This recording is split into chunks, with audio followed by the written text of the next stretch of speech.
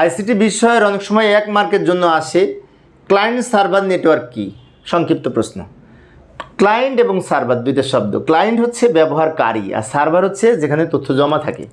তো এইভাবে আমরা সংজ্ঞাটা লিখতে পারি। আমি চিত্রসহ দেখাইলাম, লক্ষ্য করি চিত্রসহ দেখাইলাম। এই যে চিত্র, মাঝখানে একটা সার্ভার, চারিদিকে কম্পিউটার।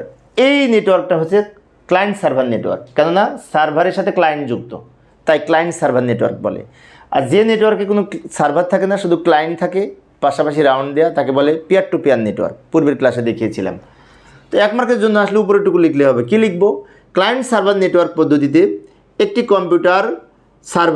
কম্পিউটারকে সার্ভারের সাথে যুক্ত করে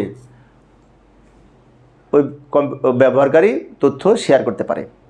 অর্থাৎ সার্ভারের সাথে একাধিক ক্লায়েন্ট কম্পিউটার যুক্ত করে যে নেটওয়ার্ক তৈরি, সার্ভারের সাথে একাধিক ক্লায়েন্ট কম্পিউটার যুক্ত করে যে নেটওয়ার্ক পরিচালিত হয় তাকে ক্লায়েন্ট সার্ভার নেটওয়ার্ক বলে। এই ধরনের নেটওয়ার্কের সমস্ত তথ্য সার্ভারে জমা থাকে। এখান থেকে তথ্য এ যখন ব্যবহার করবে এর কাছে চলে আসবে, এ যখন ব্যবহার করবে ওর কাছে চলে যাবে, এবং এটিকে সার্ভার বেসড নেটওয়ার্কও বলা হয়। ক্লায়েন্ট সার্ভার নেটওয়ার্ককে সার্ভার বেসড নেটওয়ার্কও বলা হয়। অর্থাৎ এখানে সার্ভারে তথ্য জমা থাকে, সেখান থেকে নিয়ে সবাই শেয়ার করে ব্যবহার করে। তো আমি মূলত 1 মার্কের জন্য যদি আসে উপরেটুকু লিখলেই হবে।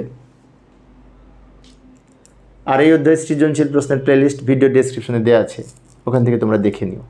আজকের সংক্ষিপ্ত প্রশ্ন আলোচনা করার জন্য আমি এসেছিলাম। ধন্যবাদ সবাইকে।